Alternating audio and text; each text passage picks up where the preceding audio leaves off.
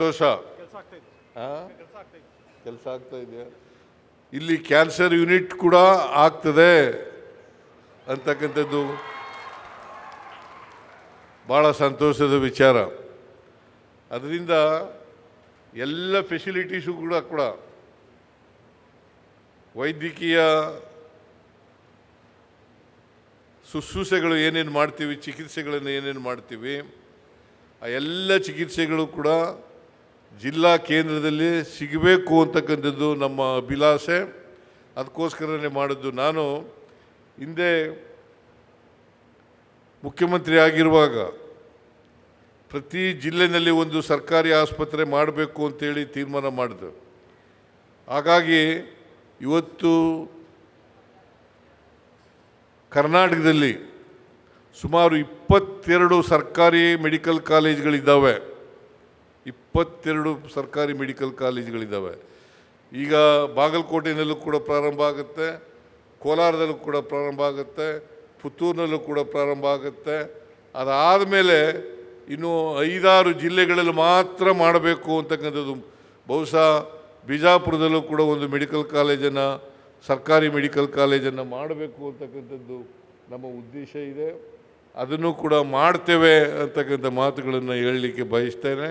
ಉಳಿದ ಜಿಲ್ಲೆಗಳಿದ್ದಾವಲ್ಲ, ಆ ಜಿಲ್ಲೆಗಳಲ್ಲೂ ಕೂಡ ಮೆಡಿಕಲ್ ಕಾಲೇಜ್ಗಳನ್ನು ಮಾಡಿ ಜನರಿಗೆ ಆರೋಗ್ಯ ಸೇವೆಯನ್ನು ಕೊಡಬೇಕು ಅಂತಕ್ಕಂಥದ್ದು. ಸಾಮಾನ್ಯ ಜನರಿಗೆ, ಬಡವರಿಗೆ, ಮಹಿಳೆಯರಿಗೆ, ಈ ವರ್ಗದ ಜನರಿಗೆ, ಯಾರಿಗೆ ಶ್ರೀಮಂತಿಕೆ ಇಲ್ಲ ಆ ವರ್ಗದ ಜನರಿಗೆ ನಾವು ಮೆಡಿಕಲ್ ಆರೋಗ್ಯ ಸೇವೆಯನ್ನು ಕೊಡಬೇಕು ಅಂತಕ್ಕಂಥದ್ದು ನಮ್ಮ ಉದ್ದೇಶ. ಆದರೆ ಇತ್ತೀಚೆಗೆ ಸ್ವಲ್ಪ ಕಡಿಮೆಯಾಗಿದೆ. ವಿರೋಧ ಪಕ್ಷದವರು ಹೇಳ್ತಾ ಇದ್ದರು, ಕಾಂಗ್ರೆಸ್ ಸರ್ಕಾರದಲ್ಲಿ ದುಡ್ಡಿಲ್ಲ, ಗ್ಯಾರಂಟಿ ಯೋಜನೆಗಳನ್ನು ಮಾಡಿ ದುಡ್ಡಿಲ್ಲ, ಅಭಿವೃದ್ಧಿ ಕೆಲಸಗಳಿಗೆ ದುಡ್ಡಿಲ್ಲ. ಮತ್ತು ಈಗ 200 ಕೋಟಿ ಮೆಡಿಕಲ್ ಕಾಲೇಜ್ ಆಗಿದೆಯಲ್ಲ, ಹೆಂಗಾಗ್ತದೆ? ಈಗ ಇದರಲ್ಲಿ ಈ ಬೆಳಗ್ಗೆ ನಾವು ಒಂದು ಸೇತುವೆಯನ್ನು ಉದ್ಘಾಟನೆ ಮಾಡೋದು, ಅದು ಹೆಂಗಾಗ್ತದೆ?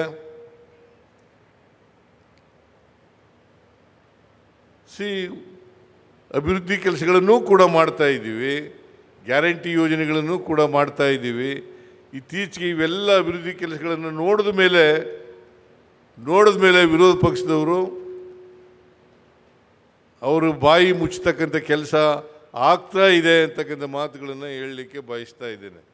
ಸುಮಾರು ಕಾರವಾರ ಜಿಲ್ಲೆಗೆ, ಉತ್ತರ ಕನ್ನಡ ಜಿಲ್ಲೆಗೆ 2954 ಕೋಟಿ 2954 ಕೋಟಿ ರೂಪಾಯಿಗಳನ್ನು ಇಲ್ಲಿವರೆಗೆ ಗ್ಯಾರಂಟಿ ಯೋಜನೆಗಳಿಗೆ ಖರ್ಚು ಮಾಡಿದ್ದೇವೆ.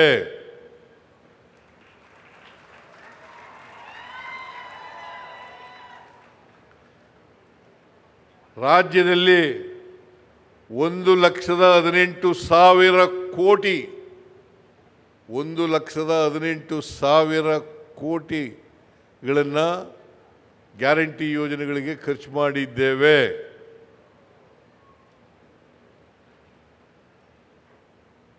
BJPಯವರು ಹೇಳ್ತಾರೆ, ಅವರು ಏನು ಅಧಿಕಾರದಲ್ಲಿದ್ದಾಗ ಮಾಡಲಿಲ್ಲ, ಈಗ ನಾವು ಮಾಡುವಾಗ ಗ್ಯಾರಂಟಿ ಯೋಜನೆಗಳನ್ನು ಮಾಡಿದ್ರೆ ಅಭಿವೃದ್ಧಿ ಕೆಲಸಗಳಿಗೆ ದುಡ್ಡಿಲ್ಲ, ಅಭಿವೃದ್ಧಿ ಕೆಲಸಗಳು ನಿಂತೋಗಿದ್ದಾವೆ. ಇವತ್ತು ಸೇತುವೆ ಉದ್ಘಾಟನೆ ಆಯಿತು. ಈಗ ಎಂಥದ್ದು ಉಳುಗ ಮತ್ತು ಕೆರವಡಿ, ಉಳುಗ ಕೆರವಡಿ ಯಾವಾಗ ಇದು ಉದ್ಘಾಟನೆ ಆಗಿದ್ದು? ಇದು ಶಂಕುಸ್ಥಾಪನೆ ಆದದ್ದು 2017 ನೀವು ಸತೀಶ್ ಶೈಲು MLA ಇರುವಾಗ ಮಾಡ್ತು. ಯಾಕೆ ಮಾಡಲಿಲ್ಲ? 4 ವರ್ಷ ಇತ್ತರಲ್ಲ ಅಧಿಕಾರದಲ್ಲಿ, ಮಾಡಬೇಕಾಗಿತ್ತಲ್ಲ, ಕಂಪ್ಲೀಟ್ ಮಾಡಬೇಕಾಗಿತ್ತಲ್ಲ. ನಾವು ಇದನ್ನು ಆದ್ಯತೆ ಮೇಲೆ ಉಳುಗ ಕೆರವಡಿ ಗ್ರಾಮಗಳಿಗೆ ಸಂಪರ್ಕ ಕಲ್ಪಿಸುವ ತಾವೇ ಮಾಡಿದ್ರು ಸರ್. ಆಮೇಲೆ ಬಿಜೆಪಿಯವರು ಏನೂ ಮಾಡಲಿಲ್ಲ. ಬಿಜೆಪಿಯವರು ಏನೂ ಮಾಡಲಿಲ್ಲ.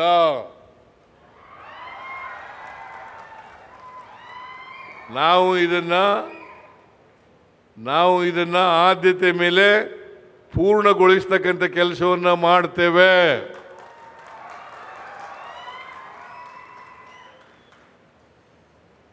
ಇದನ್ನ ಆದ್ಯತೆ ಮೇಲೆ ಪೂರ್ಣಗೊಳಿಸ್ತಕ್ಕಂಥ ನೋಡಪ್ಪ ಸತೀಶ್ ಶೈಲ್, ಇದನ್ನ ಆಯ್ತು ಅಂತ ತಿಳ್ಕೊಬಿಡು ನೀನು.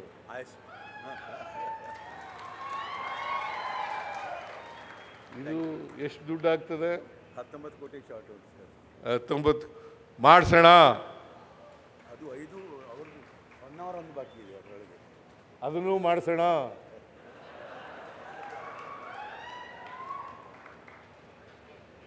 ನನಗೆ ಸಮಯ ಇಲ್ಲ, ನಾನು ಮಾತಾಡಬೇಕು, ಭಾಳ ಮಾತಾಡಬೇಕು ಅಂತ ಅಂದ್ಕೊಂಡಿದ್ದೆ. ಸಮಯ ಇಲ್ಲದೇ ಇರೋದ್ರಿಂದ 5:15 ಲಾಸ್ಟ್ ಹೆಲಿಕಾಪ್ಟರು ಹುಬ್ಬಳ್ಳಿಗೆ ಹೋಗಬೇಕು. ಹುಬ್ಬಳ್ಳಿಯಿಂದ ನಾವು ಫ್ಲೈಟ್ನಲ್ಲಿ ಬೆಂಗಳೂರಿಗೆ ಹೋಗಬೇಕು. ಅದರಿಂದ ದಯಮಾಡಿ ಕ್ಷಮಿಸಬೇಕು.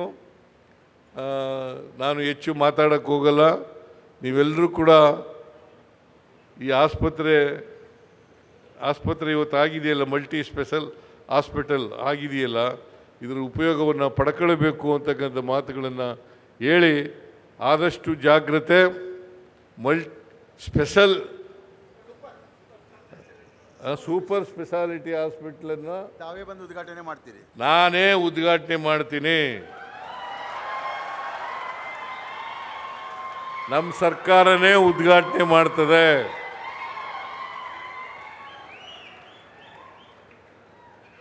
ಮುಂದಿನ ಆರ್ಥಿಕ ವರ್ಷದಿಂದ ಶುರುವಾಗುತ್ತೆ. ನಿಮ್ಮೆಲ್ರಿಗೂ ನಮಸ್ಕಾರ. ಜೈ ಹಿಂದ್, ಜೈ ಕರ್ನಾಟಕ.